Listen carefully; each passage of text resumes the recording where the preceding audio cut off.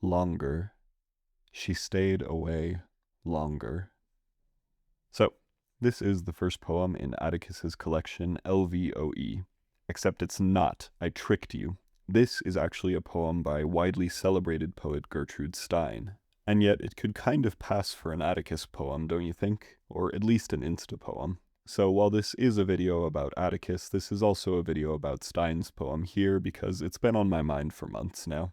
Why is Atticus derided for his poetry, but Stein is celebrated for hers? How did this forward poem wind up in the most essential anthology of prose poems in the English language? What separates these two? Or does anything separate them at all? Does Stein's poem work? If so, what makes it work as opposed to other poems that might look like it? Let's take a look at the actual first poem in Atticus's second volume of poems. It reads, "Her soul was a garden, blooming with hope. And with each new day she tended to its weeds and wounds, bringing it ever slowly back to life."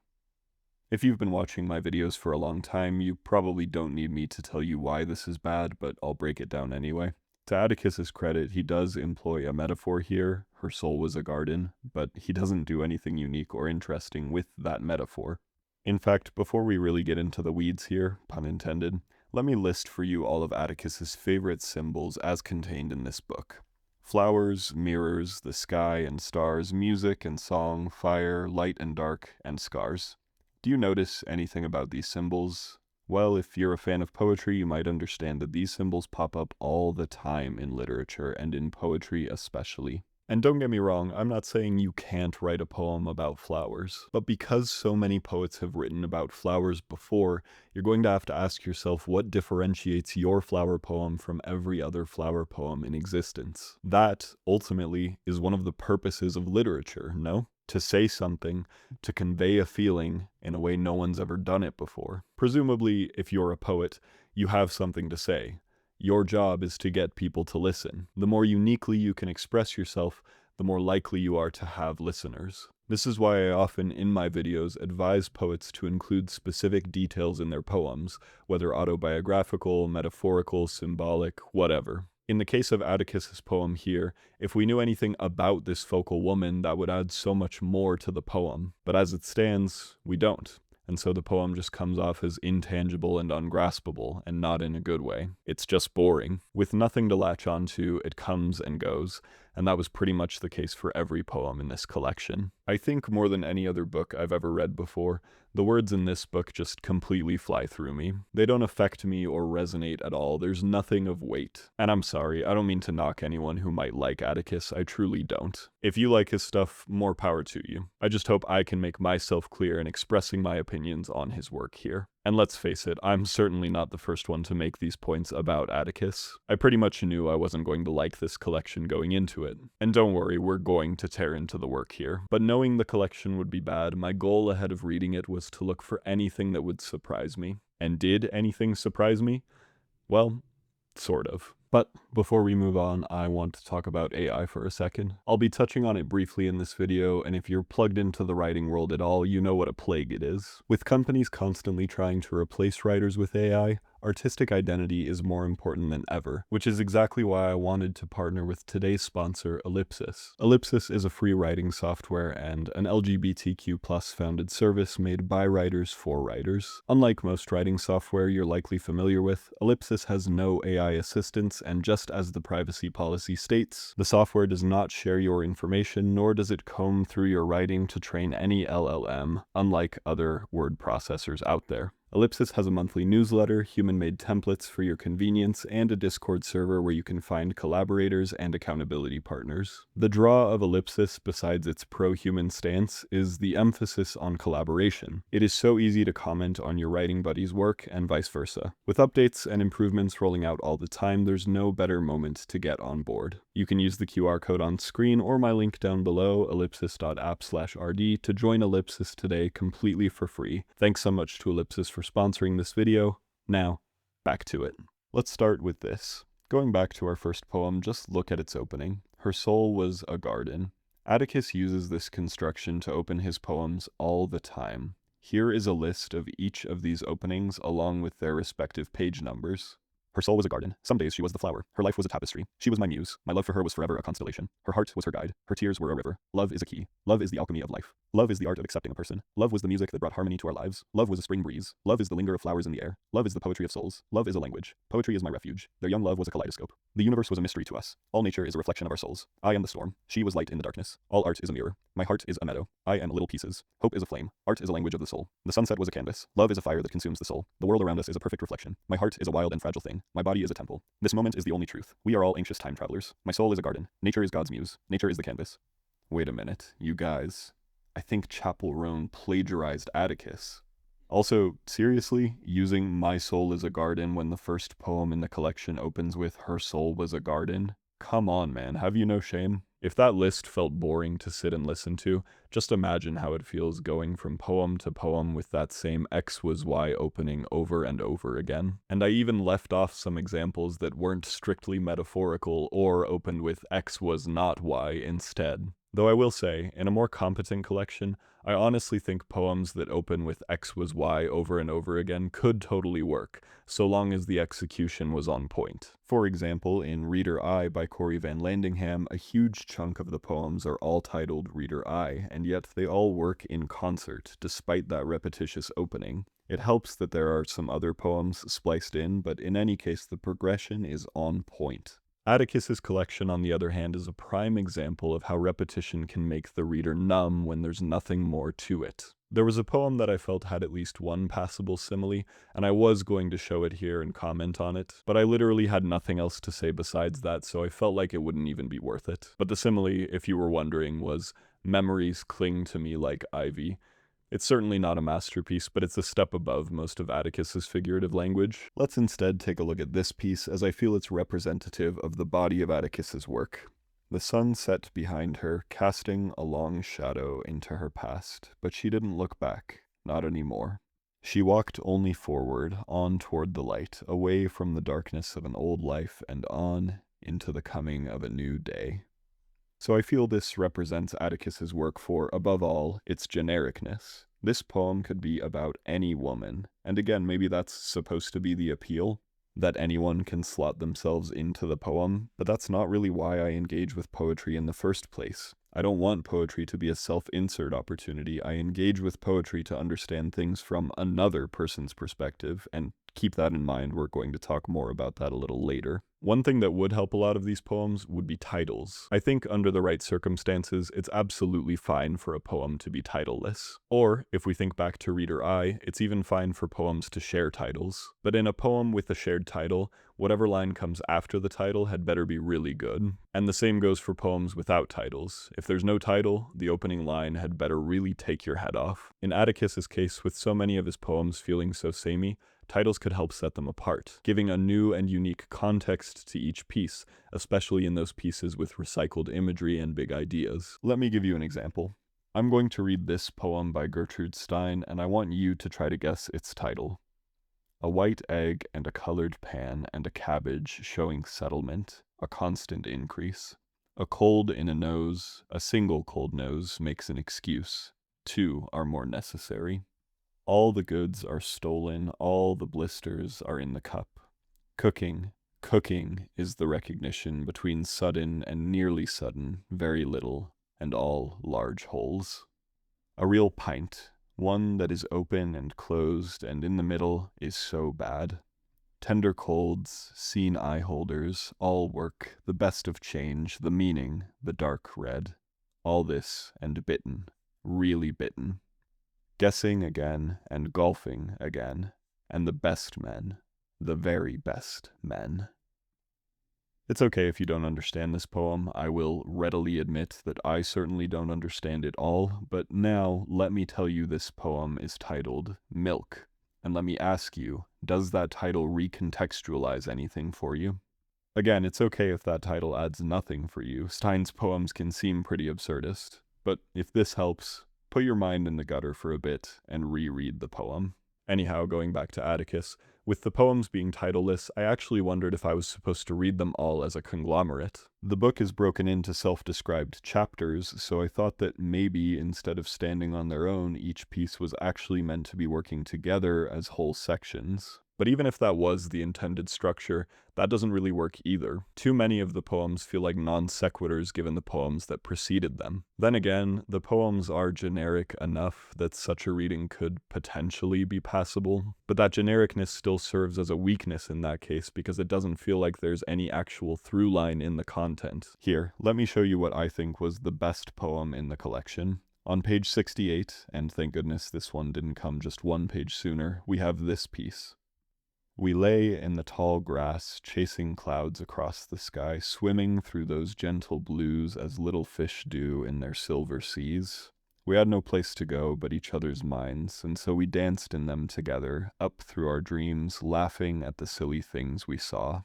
Magic string castles and cotton candy creatures, all alive within the carnivals of our minds. And we'd smile and laugh, tangled up in each other's youth, two souls as one, in a magic sugar sea.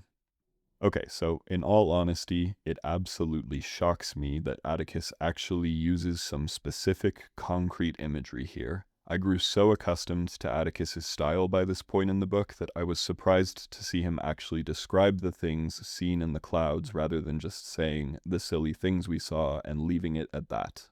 And truly, the magic string castles and the cotton candy creatures are the most interesting bits of this poem, and I wish there were more there. Of course, two okay features does not a good poem make. This poem is ultimately pretty jumbled. Are we in the clouds, or are we in the subject's minds? Or are we in the sea?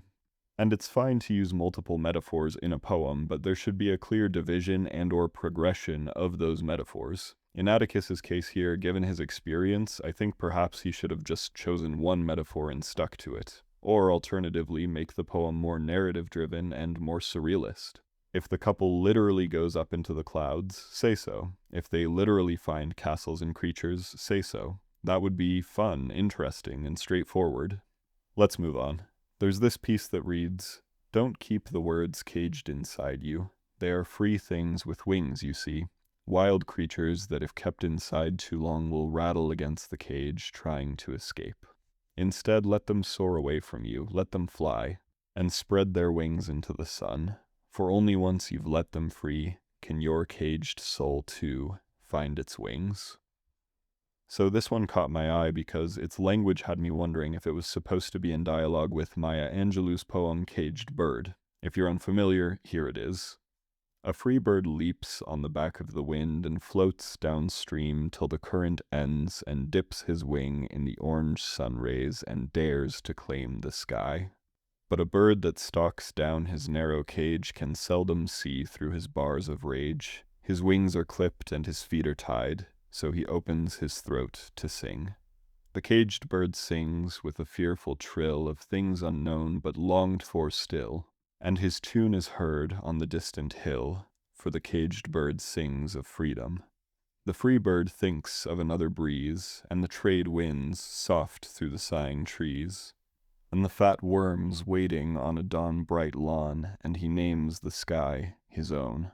But a caged bird stands on the grave of dreams, his shadow shouts on a nightmare scream, his wings are clipped and his feet are tied, so he opens his throat to sing. The caged bird sings with a fearful trill of things unknown but longed for still, and his tune is heard on the distant hill, for the caged bird sings of freedom." So let me give Atticus the benefit of the doubt, I guess, and assume that his poem is not meant to be in dialogue with this one, and just coincidentally calls Angelus to mind. It's not so unthinkable. As I've pointed out, Atticus is a fan of popular symbols, and cages and wings would certainly fall into that category. But let's assume that this poem is meant to tie to Angelus. After all, Caged Bird is one of the most famous contemporary poems, so I find it hard to believe that even Atticus would be ignorant of it. If that's the case, it just feels kind of underwhelming at best and gross at worst. There's no separating Caged Bird from Angelou's identity as an African-American woman. Angelou's poem is pretty clearly saying that the oppressed speak out because they have no other option. When you're free, you can do whatever you want, but when you're in a cage, what else can you do but speak? To turn this iconography into a poem about self-expression, it's tasteless to say the least. And you know what's funny?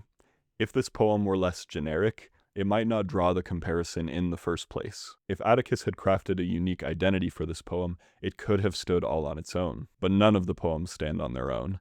And again, we're going to talk about that more in a minute. Next, let's take a look at this piece.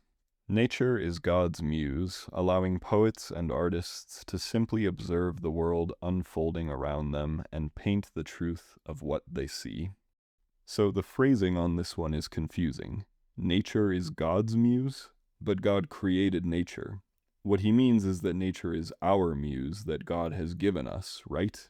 You can call that nitpicking if you want, but I feel it demonstrates a lack of care in this collection. Did an editor read this? If so, did they not flag that? And if they did, would Atticus have even cared? I can't imagine so. Here's another example of how this book just doesn't seem to care. Nature is the canvas on which all life is painted, its beauty and magic the shimmering colors of the soul who sees it. This happens multiple times throughout the book. Atticus recycles the same symbol, attributes a new meaning to it, and moves on. And don't get me wrong, it's fine for a poet to take the same symbol and do something different with it, but these poems are so underdeveloped that neither nature poem here feels earned.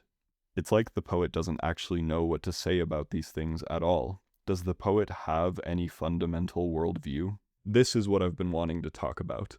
Most poets have a lens through which to view their poetry. For example, in Reader Eye, the lens is Van Landingham's marriage, wifehood, and womanhood. Or, in the case of, for example, The Boss by Victoria Chang, the lenses are corporate America and Chang's relationship with her father and children. In Atticus's case, you might think the lens would be love or something like that. But no, I think the lens through which we're supposed to view Atticus's poetry is poetry. The only goal these poems seem to have is to sound like poems. And again, I don't think that's an impossible task. There are poets who write poetry about poetry, and it works out great. But that's not what Atticus's work is. It's not poetry about poetry. It's just poetry imitating poetry, and that's what makes it so hollow. It's a facsimile. No, not even that. It's just a fabrication. And I'm not naive. I think it's pretty obvious that Atticus doesn't really care about poetry at all. More than any other poet I've encountered, Atticus treats the medium as a pure cash grab, which is crazy because poetry is not that profitable.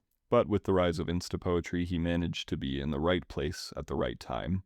Alright, before returning to Stein's poem, let me just see what other notes I jotted down about Atticus's book here. 11 pages in, I wrote, "It's just so boring. How is anyone supposed to get something different out of the individual pages in this book?" Shortly after that, I had to wonder if the book was written by AI. I think it was too early for that, but it's not a good sign that the poems read like AI. A lot of them use the "it's not X, it's Y" construction, and page 6 uses the word tapestry, which AI just loves in creative writing settings. To Atticus's credit, there are a couple poems that almost seem to know what they're doing rhythmically, but those moments are brief. About 100 pages in, I wrote, "My eyes are sprained from rolling them so many times." I touched on this a bit already, but even in this very short book with these very short poems, Atticus can't help but repeat himself many times over. So many of these poems feel so samey, not just in style, but in subject matter, and that'll happen with most poets. Pretty much all poets have a distinct style or favorite big ideas, but Atticus is working with so little here. How is he possibly running out of material halfway through his own thin book? I have to highlight this poem real quick. "Love is a language that we all speak differently. I sing songs to my love, silly songs with made-up lyrics, and no beat or rhythm or rhyme, but they all say the same thing in the same way. I love you." Okay, so it actually sounds like the speaker doesn't sing songs at all, so what are we even doing here? What are we doing? What's going on? Again, it just seems like the poem is so determined to sound like a poem that it loses itself. Then there's this piece on page 76. "Poetry is about seeing something beautiful and writing it down in such a way that we don't forget the beauty." I have just one thing to say about this poem: irony. And lastly, let me reemphasize that I don't mean to be mean to the people who enjoy this, but I just can't help wondering, why would I read this as opposed to any other poetry? What on earth does this offer me that I can't get from other poets? I feel there's nothing that sets Atticus apart. Even Rupi Kaur gets more personal than this, at least sometimes. So with all that in mind, I want to get back to Stein's short poem. But first, let's read a couple of her other shorter pieces. This one is called Pink. Pink looks as pink. Pink looks as pink as pink supposes. Suppose. And this piece is called A Cousin. If a mistake as to the other, if in mistake as to the brother, if by mistake and it was either, if and all of it came and come. To come means partly that. So if it wasn't clear, Stein is, well, a bit of a troll. And that's not to say her work isn't smart, but she enjoys having a laugh. Stein is sort of controversial as a poet. Some people believe she was a genius, others would describe her as an emperor with no clothes. But if there was one thing Stein was good at, it was drawing attention to language itself. Dare I say, her work's metatextual elements feel ahead of their time. So in looking at this poem here, Longer, consider what Stein is doing with the language. She stayed away longer. Obviously that sentence doesn't work on its own, does it?